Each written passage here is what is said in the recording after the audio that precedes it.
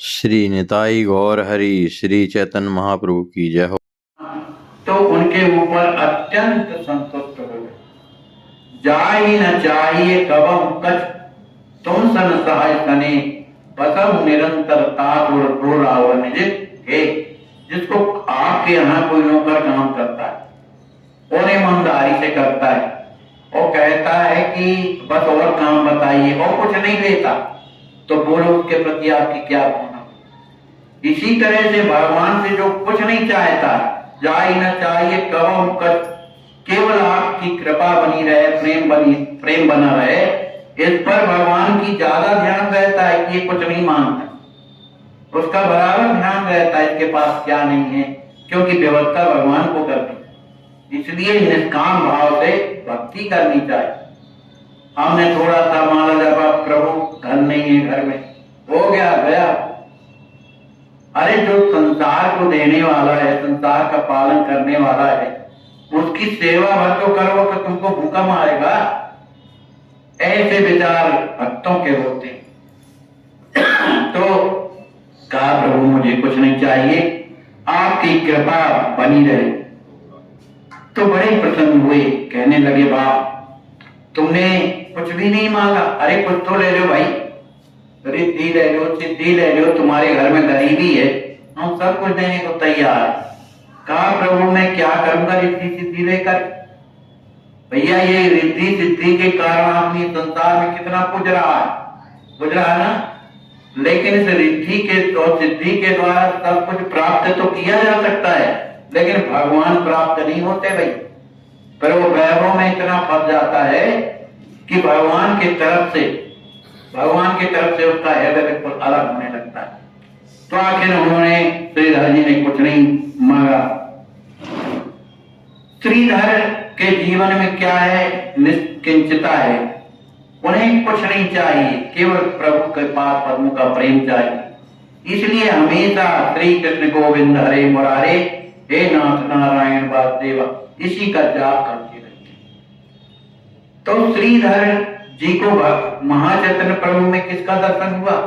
भगवान श्याम राधा जी के तहत प्रत्यक्ष दर्शन उनको हुआ, क्योंकि वो कुछ नहीं चाह रहे भगवान के अलावा, तो उन्हें उनका दर्शन हुआ। उन दर्शन को प्राप्त करके श्रीधर जी वहीं पर बेहोश हो जाते, वही स्थिति में पड़े रहते हैं।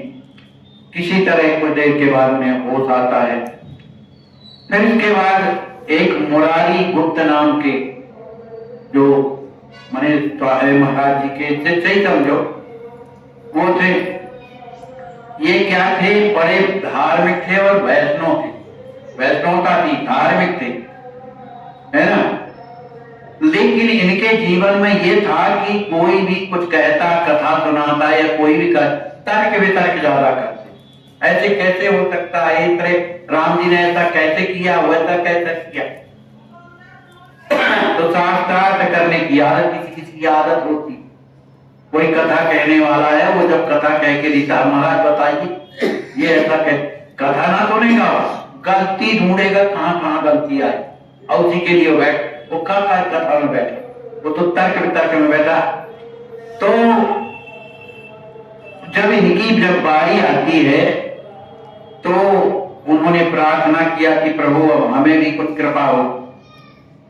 तो इन्होंने कह दिया कि तुमको जो है कृपा तुम्हारे ऊपर नहीं, क्योंकि वाद विवाद तुम ज्यादा करते हो, तर्क वितर्क ज्यादा करते हो, इसलिए अध्यात्म शास्त्रों से ग्रंथों का जो प्रभाव इसके ऊपर नहीं आता। क्यों? संसार ज्यादा है, अभिमान ज्यादा है, मैं बड़ा ज्ञानी हूं, मैं बड़ा तार्किक हूं, मेरे तर्क का कोई उत्तर नहीं दे सकता, ये बातें रहती हैं। तो ऐसे लोगों में भगवान की कृपा नहीं होती। तो इस मुरारी गुप्त की इस बात को सुन करके महाचैतन्य प्रभु कहते हैं कि ये तुम्हारा जो तर्क वितर्क और जो विवाद जो करते रहते हो, केवल जो बड़े विद्वान हैं उनके बीच में जा करके उनको परेशान करते रहते हो, इसलिए तुम पर कृपा नहीं हो। देखो इन कथाओं से अपने को शिक्षा लेना चाहिए। ये ना सोचो आखिर कोई वक्ता है, उससे जितना बनेगा उतने ना बोलेगा, लेकिन वो कहता क्या है, भगवान की कथा कहता है ना, कोई अपनी कथा तो नहीं कहता, भगवान की कह रहा। तो एक कथा उनके लिए है कि हरि पद रति, जिसकी रति माने प्रेम भगवान के चरणों में, लेकिन मति न कुतर तिनका मधुर कथा रघुवरी। ये कथा उनके लिए। तिनका मया विशेष सुखदाई जिन्हीं प्राण प्रिय सिया रघुवरी। जिसको भगवान प्यारे लगते हैं कथा उसी को अच्छी लगती, बाकी किसी को नहीं। इसलिए मुरारी आपके ऊपर कृपा नहीं हो, लेकिन अद्वैताचार्य जी बेचारे परम विद्वान हैं, भक्त भी है, संत भी है, सब पर कृपा करने वाले हैं। उन्होंने हाथ जोड़ करके महाप्रभु से कहा, प्रभु क्या अद्वैत जो वेदांत है या तर्क वितर्क है, क्या गलत है? तो महाचैतन्य प्रभु कहते हैं बुरा काम नहीं है, लेकिन दूसरों के तर्क वितर्क करने से, जैसे भक्ति शास्त्र है, जब वो रास्ता बता रहा है तो भक्ति शास्त्र में तर्क वितर्क नहीं चलता। वहां तो जो रास्ता बताया जाता है उसमें चलना चाहिए, तब तो सही है। भक्ति में क्या तर्क वितर्क है? भगवान के नाम में तर्क वितर्क की बात क्या है? तो ऐसा नहीं। तो आखिर अद्वैताचार्य जी ने सिफारिश किया कि प्रभु कुछ भी हो, लेकिन इस पर कृपा होनी चाहिए। आप सब पर कृपा करते हैं तो इस पर भी कृपा करो। तो उनकी इस बात को सुनकर के महाचैतन्य प्रभु कुछ ना बोले। और मुरारी गुप्त जो है बेचारे मौन हो गए कि भैया हम पर कृपा नहीं हो पा रही, क्या करें। मने साथ साथ रहे, जो बनती सेवा भी करते रहे, लेकिन उतनी कृपा पात्र ना बन पाए कि आज महाचैतन्य प्रभु की कृपा हमें प्राप्त हो। उनके हृदय में अत्यंत वेदना होती। महाचैतन्य प्रभु कहते हैं कि मुरारी, तुम्हें ब्रह्म की सिद्धि के लिए प्रतिक्रियाओं की शरण लेने की क्या आवश्यकता? माने जो भगवान का भक्त है उसको वेदों में क्या लिखा है जिससे हमको ये होगा, ये लेने की जरूरत क्या है? जब भगवान के शरणापन्न हो तो भगवान से मतलब रखो, क्यों यहां वहां के उसमें पढ़ते हो? तो इसलिए यह रास्ता छोड़ो और भक्ति का मार्ग अपनाओ, तब सही। और मुरारी भक्त में देख रहा हूं तुम्हें, तुम मेरे हो, इसमें कोई बात नहीं है, अब निश्चित रूप से मेरे हो। और मैं तुम्हारे हृदय में हनुमान जी का दर्शन कर रहा हूं। तुम्हारे हृदय में हनुमान जी बैठे हुए मैं दर्शन कर रहा हूं। इसलिए आज के बाद ये तर्क वितर्क छोड़ करके केवल भगवान की शरणागति और यह भक्ति का रास्ता पकड़ो तो सब सही होगा। जब ऐसा कहा तो महाचैतन्य प्रभु श्री सीताराम जी महाराज के स्वरूप में परिणत हो गए और मुरारी जी को लगा कि जैसे मैं स्वयं हनुमान जी, तो जाके चरणों में बैठ करके उनके चरणों को पकड़ लेते। तो इस तरह से मुरारी गुप्त को भी महाचैतन्य प्रभु ने सीताराम जी के रूप में दर्शन दिया, क्योंकि वो हनुमान जी ही थे। इस तरह से अपने वरदानों को मांगने पर कि आपके चरणों की कृपा बनी रहे और हमें कुछ नहीं चाहिए। इसके अलावा और भी जो भक्त थे सब बारी बारी से आया करके जो जिस इष्ट के थे सब ने उन्होंने मांगा। इस तरह से बहुत से भक्त मने जाकर के दर्शन करते हैं, उनसे कुछ ना कुछ मांगते हैं। उनमें से एक भक्त ऐसे थे जो अत्यंत ही अपने को नीच समझते थे कि मैं अत्यंत नीच हूं। देखो जो अपने को दीनहीन नीच मानता है, भरत जी महाराज क्या कहते हैं अपने को, जबकि राम जी के भाई, मोह समान को नीच कहता है पाप निवासी, मेरे कारण प्रभु बनवास गए। मोह समान को पाप निवासी जय राम बनवास, मेरे कारण। तो क्या भरत जी की सम्मति थी? पर भक्त अपने आप को ही सब दोषारोपण अपने में करता है, ये भक्त की पहचान। तो अपने को नहीं समझता था। तो हरि कौन थे? हरिदास जी महाराज, जो जाति के यवन थे, मुसलमान थे, और बैठते कहां थे? सब भक्तों के पीछे जाकर के बैठते कि मैं मने अपने महाचैतन्य प्रभु मेरा थे, इसलिए कि मैं जात का नीच हूँ, पतित हूँ, यवन हूँ, है ना, मुझे में गुण नहीं है भगवान की, कुछ भी नहीं, सबसे पीछे बैठते। तो महाचैतन्य प्रभु ने कहा कि भाई ये हरिदास जी कहाँ हैं? सब तो आए लेकिन हरिदास जी नहीं आए, कहाँ है? अब लोग ढूंढने लगे कहाँ हरिदास जी, तो हरिदास जी सबसे पीछे बैठे और भगवान का भजन कर रहे थे, भगवान का भजन कर रहे थे।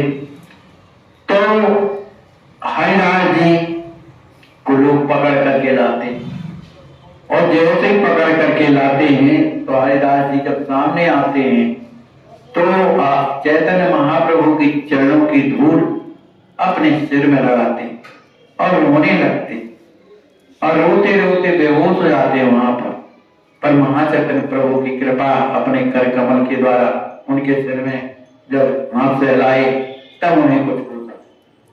महाचैतन्य प्रभु कहते हैं कि हरिदास जी आपसे बढ़कर के धन्य जीवन किसी का नहीं, क्योंकि महाचैतन्य मने हरिदास जी को 22 बाजार में लोगों ने कितना कष्ट दिया, जम के वो दूध थे उन्होंने कितना कष्ट दिया, उनके जहां भी लगता था चमड़ी निकल जाती, पूरा शरीर लोहान हो जाता, लेकिन फिर भी उन मारने वालों से यही कहते थे, भैया तुमको मारने में आनंद आता है ना, तुम खूब मारो पर एक बार हरि बोल, तुम्हें जितना मारना हो मारो लेकिन एक बार हरि, मतलब तो आप एक बार हरि बोल दोगे तो आपका कल्याण हो जाए, ये है महाप्रभु। तो इसलिए तुम मुझे बड़े प्यार हो, तुम्हें जो कष्ट दिया जाता था, ये महाचैतन्य प्रभु कहते, वो कष्ट कौन सहता था? हमारे में मैं सहता।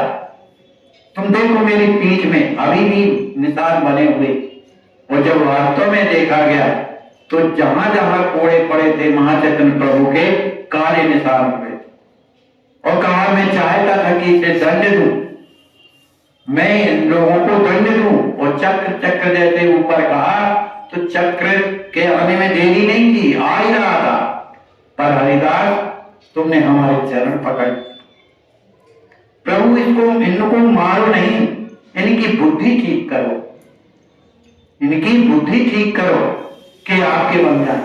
तो ऐसा हरिदास कौन कर सकता है? केवल तुम ही कर सकते। मैं तुम पर इतना प्रसन्न हूं कि मैं कह नहीं सकता। तुम मांगो क्या चाहते हो, हम तुम्हें जरूर दें, और तुम अवश्य मांगो। जब इस तरह से महाचैतन्य प्रभु ने कहा तो हाथ जोड़ करके रोने लगे, कहा प्रभु मेरे पास क्या नहीं है जो नहीं मुझे प्राप्त हुआ, आपने मुझे तो वो बना दिया कि जो किसी को प्राप्त नहीं होता है, आप मेरी सहायता करते हैं, मेरे साथ में लगे हैं, मुझे किस बात की कमी? अगर कृपा ही करना है तो इतनी कृपा करो कि आपका निरंतर नाम मेरे मुख से निकलता रहे, इसके अलावा भैया कैसे कैसे भक्त हो गए।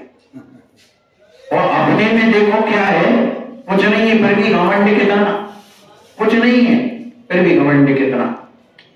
अब इसके बाद एक मुकुंद दत्त नाम के एक अत्यंत ही दीनहीन और भगवान के भक्त थे। ये मुकुंद दत्त जो है वहां पर उपस्थित नहीं थे, और आपको इनके दर्शन नहीं हुए, लेकिन भगवान के भक्त के अधिकारी थे।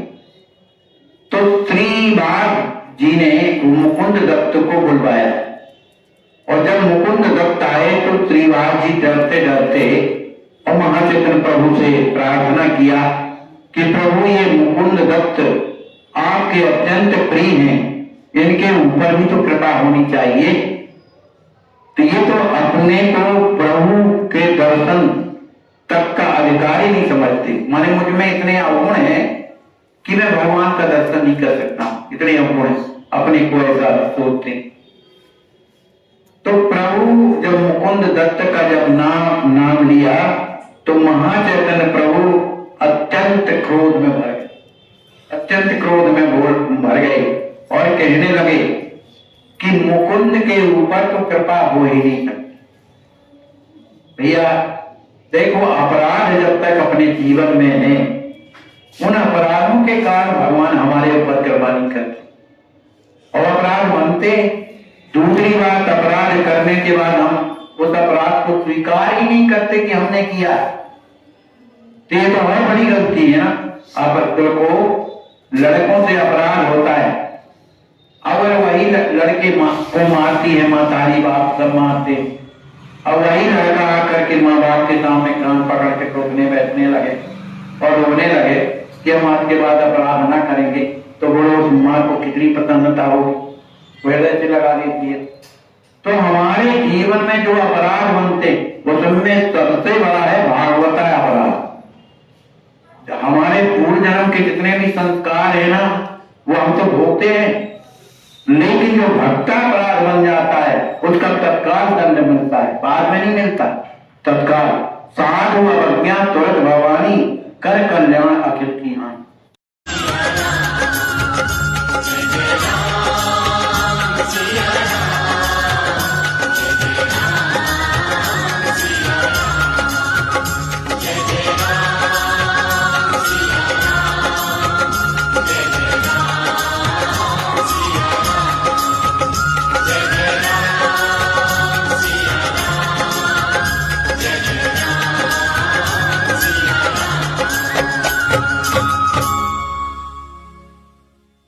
आप यह जो दृश्य देख रहे हैं, ऐसे आज भी हजारों लाचार वृद्ध अस्वस्थ हालात में पड़े हुए तड़पते ईश्वर अल्लाह से मना रहे हैं कि अब मैं जीना नहीं चाहता, सहा नहीं जाता, मुझे ले चलो।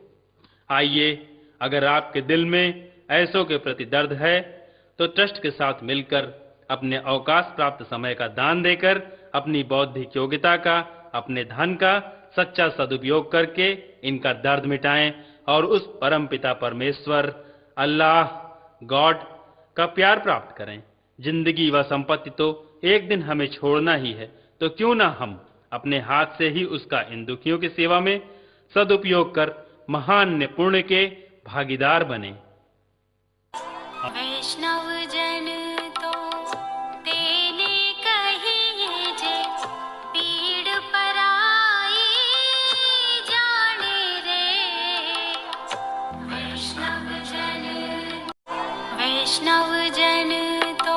आप यह जो दृश्य देख रहे हैं, ऐसे आज भी हालात में हजारों तड़पते ईश्वर अल्लाह से मना रहे हैं कि अब मैं जीना नहीं चाहता, सहा नहीं जाता, मुझे ले चलो। आइए, अगर आपके दिल में ऐसों के प्रति दर्द है तो ट्रस्ट के साथ मिलकर अपने अवकाश प्राप्त समय का दान देकर अपनी बौद्धिक योग्यता का, अपने धन का सच्चा सदुपयोग करके इनका दर्द मिटाएं और उस परम पिता परमेश्वर अल्लाह गॉड का प्यार प्राप्त करें। जिंदगी व संपत्ति तो एक दिन हमें छोड़ना ही है, तो क्यों ना हम अपने हाथ से ही उसका इन दुखियों की सेवा में सदुपयोग कर महान पुण्य के